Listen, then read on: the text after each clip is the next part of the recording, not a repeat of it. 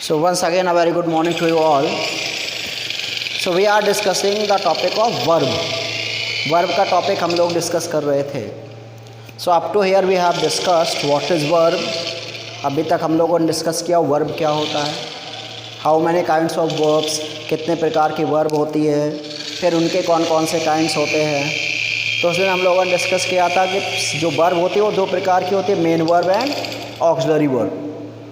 और फिर बताया था जो ऑक्सिलरी वर्ब होती हैं वो भी दो प्रकार की होती है, primary auxiliary and model auxiliary. While main verb is also of two kinds. जो मेन वर्ब होती है वो भी दो प्रकार की होती है, फाइनाइट एंड नॉन फाइनाइट. और फाइनाइट वर्ब फिर से दो प्रकार की थी. हाँ, फाइनाइट वर्ब फिर से दो प्रकार की थी. कौन कौन सी बेटा? Yes, transitive and intransitive. और नॉन फाइनाइट वर्ब कितने प्रकार के थे? Non three types. कौन कौन सा था?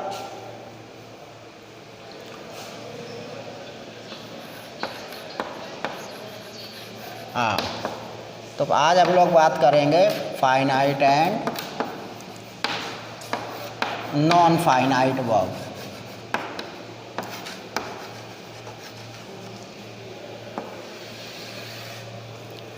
तो सबसे पहले बात करते हैं बेटा फाइनाइट वर्ब की. You know what is finite verb? आप जानते हैं फाइनाइट वर्ब किसे कहते हैं? क्या होता है फाइनाइट का मतलब?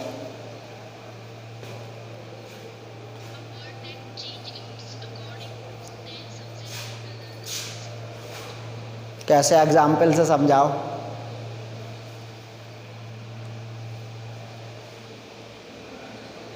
बताओ बेटा.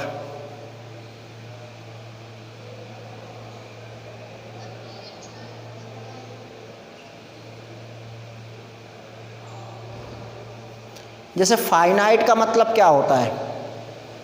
What is the means of the word finite?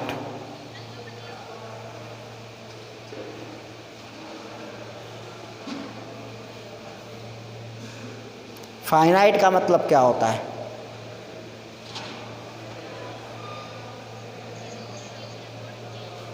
नहीं, ये तो केवल पुरानी जो डेफिनेशन मैंने लिखवाई हुई थी आप उनको देख के बता रहे हैं.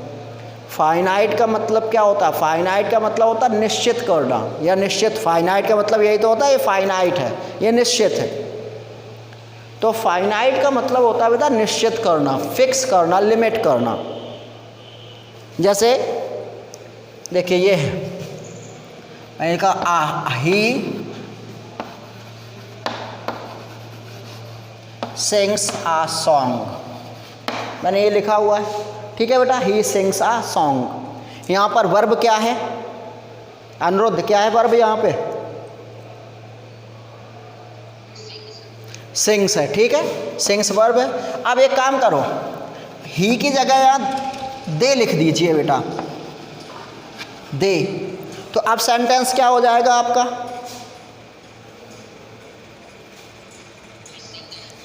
दे सिंग आ सॉन्ग. तो वर्ब चेंज हुई या नहीं हुई? अभी तो हमने सब्जेक्ट चेंज किया था, ठीक है. अब टेंस चेंज कर देते हैं इसका. अब ये प्रेजेंट इंडेफिनिट में है, अब इसको प्रेजेंट कॉन्टिन्यूअस में कर देते हैं. जब इसको प्रेजेंट कॉन्टिन्यूअस में कर देंगे तो फिर क्या हो जाएगा?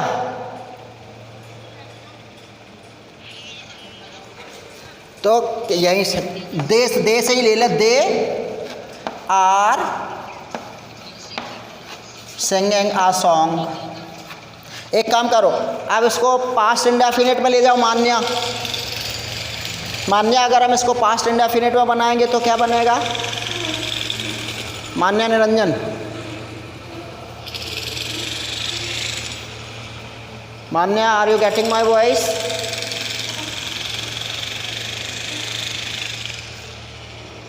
बोलते ही नहीं है. और कोई बताए बेटा? चलो आर्यन राजपूत. हाँ नहीं, पास्ट इंडेफिनिट की बात कर रहा हूँ. पास्ट इंडेफिनिट में क्या हो जाएगा बेटा? दे सैंग. दे सैंग पास्ट इंडेफिनिट में वर्ब का सेकंड फॉर्म आता है. दे सैंग आ सॉन्ग. तो यहाँ पर बेटा आप लोग क्या देख रहे हैं कि जो वर्ब है, जो वर्ब है हमारी देव निरंजन, जो वर्ब है वो किसके अकॉर्डिंग चेंज हो जा रही है यहाँ पर?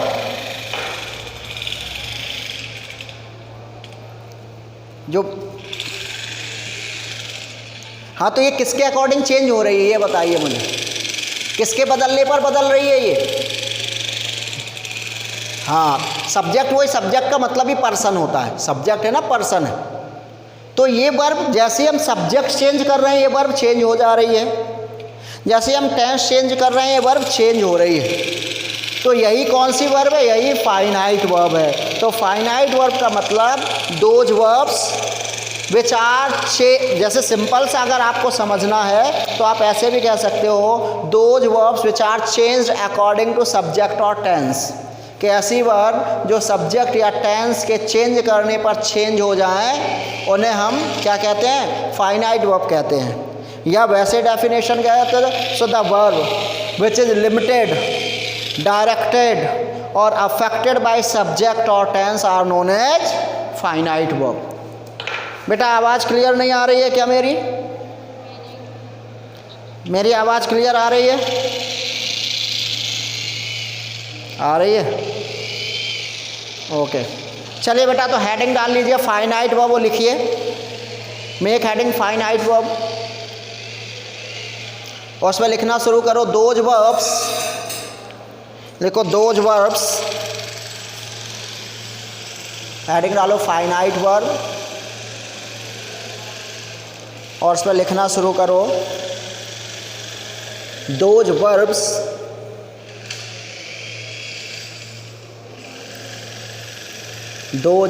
which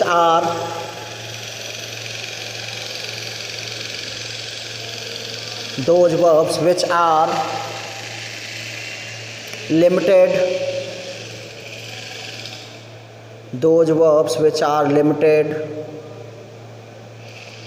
directed, कॉमा लगा के limited, comma directed,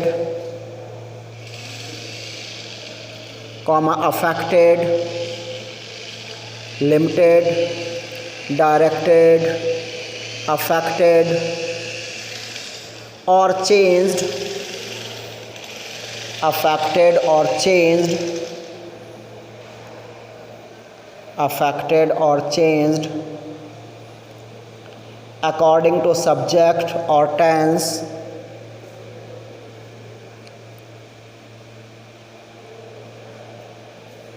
those verbs which are limited, directed, affected or changed according to the subject or tense are known as finite verb, are known as finite verb, are known as finite verb, full stop. Example में ये चारों sentence लिख लो बेटा, example में चारों लिख लो sentence.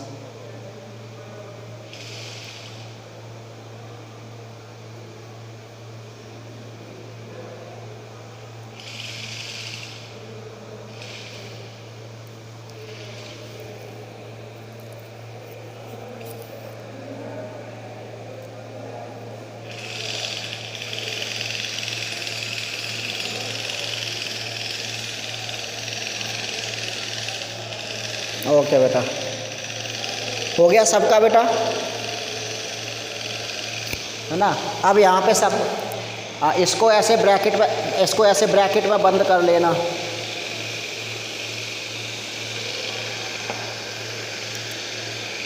और note में नीचे लिखो, नीचे नोट में लिखना, नोट डाल के लिखो, नोट डाल दो NOTE, और उसमें लिखो here sing is a finite verb.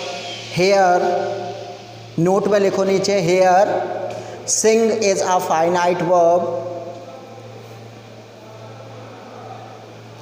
Here sing is a finite verb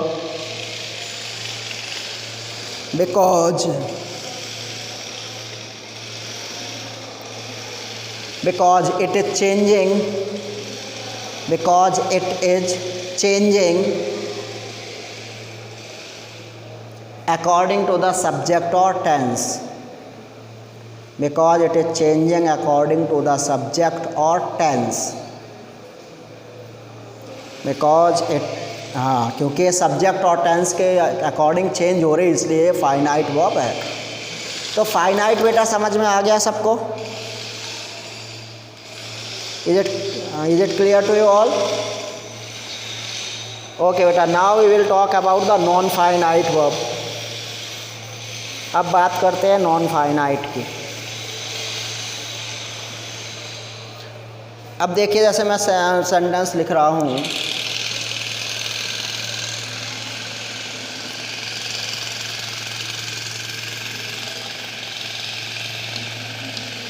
I want to see the Taj। यहाँ पे वर्ब बेटा कितनी वर्ब है इस सेंटेंस में? कौन कौन सी? 2 हैं। कौन कौन सी? want एंड सी।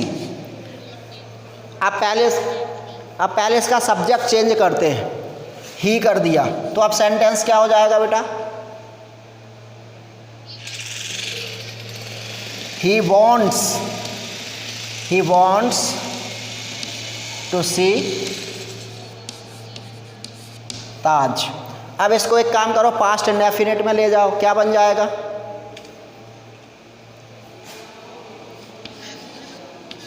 हाँ, he wanted to see the Taj. ठीक है बेटा? तो अब यहाँ पर सब्जेक्ट और टेंस के अकॉर्डिंग कौन सी वर्ब चेंज हो रही है?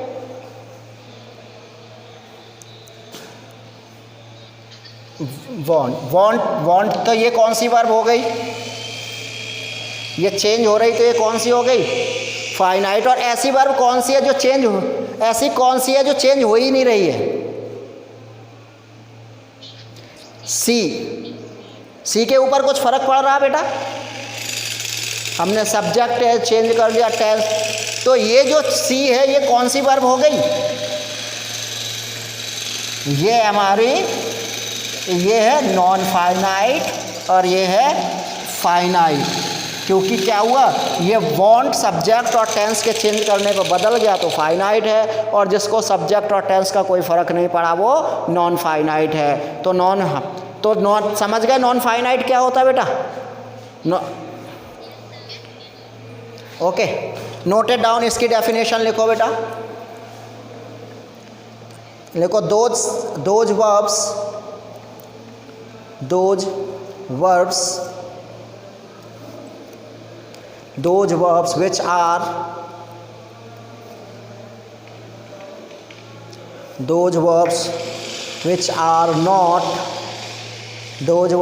are not, केवल पूरी डेफिनेशन वही है, ऊपर वाली नॉट लग जाना है। those verbs which are not limited,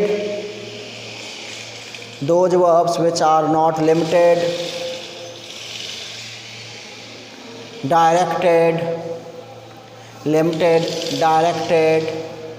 affected, or changed, by the subject, affected or changed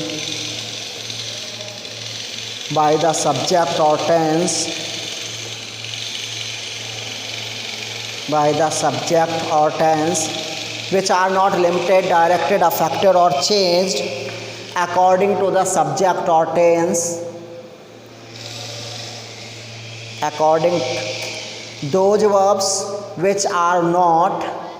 those verbs which are not limited, directed, affected or changed according to the subject or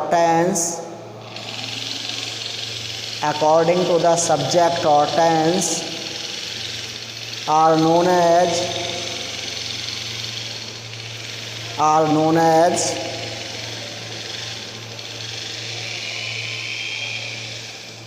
are known as non-finite verb, are known as non-finite verb. अब ये example लिख लो बेटा ये।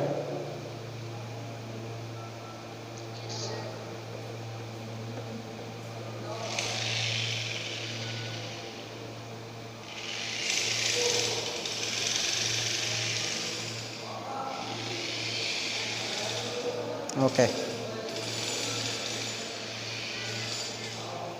Okay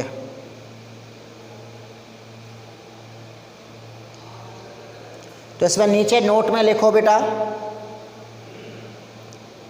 note में लिखो here see is a non finite verb,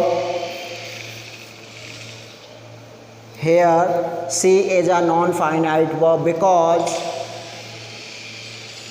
because it is not changing, because it is not changing according to the subject or tense, subject or tense.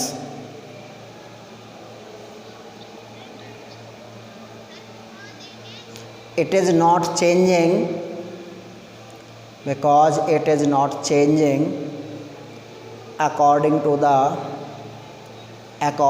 the subject or tense.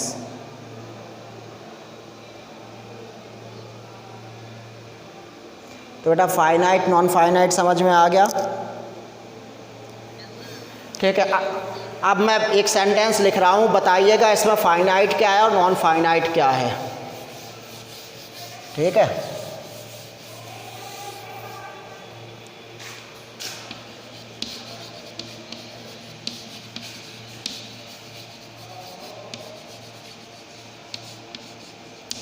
जैसे I like to read books, इसमें क्या finite है क्या non finite है? हाँ like और हाँ हाँ रीड नॉन फाइनाइट हो गया, ठीक है।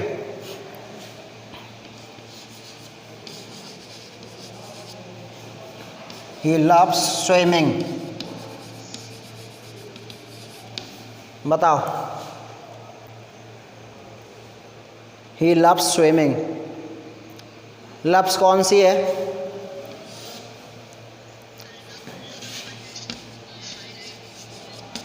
और स्विमिंग वर्ब नहीं है क्या? हाँ ये भी वर्ब है और ये नॉन फाइनाइट है। हाँ तो वही तो बताना, ये नॉन फाइनाइट वर्ब है, ठीक है। I saw a burning train,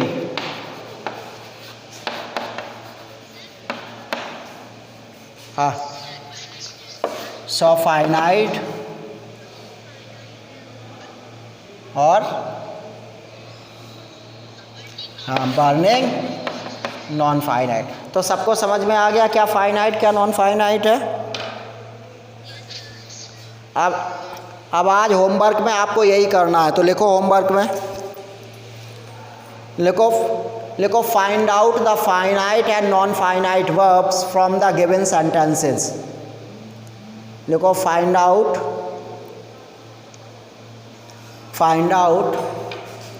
the finite and non finite verb,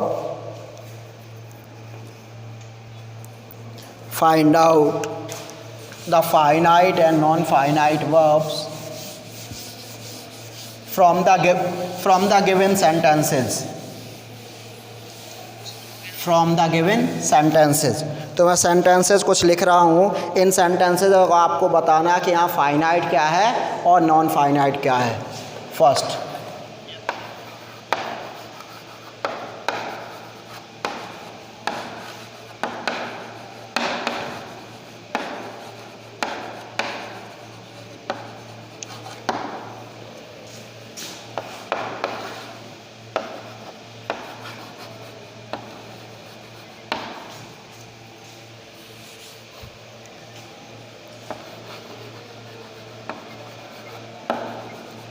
ये माइक अपना ऑफ कर लें सब, किसी के यहाँ टीवी चल रही है उसकी आवाज़ भी आ रही है।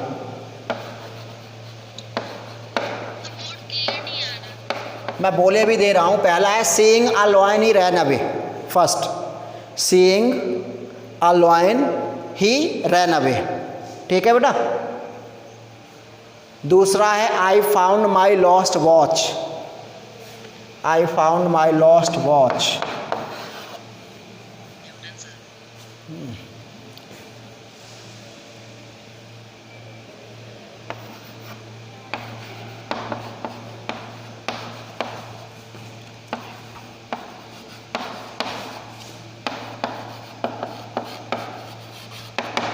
I like to watch cricket.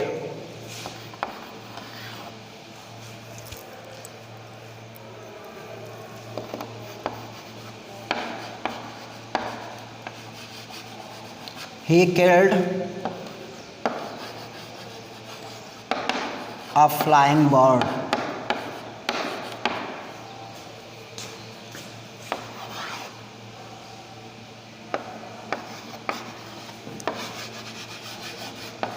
She helped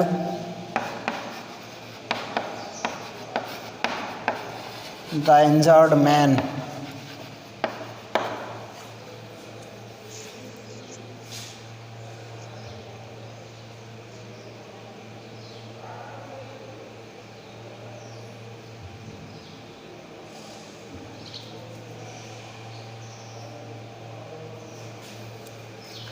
She helped the injured man.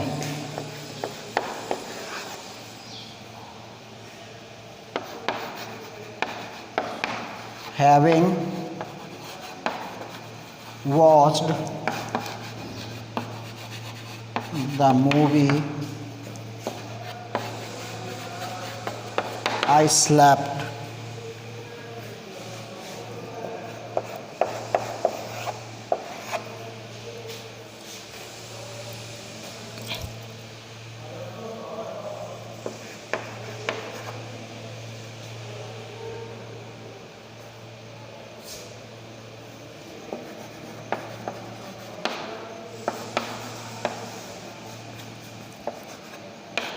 He went there to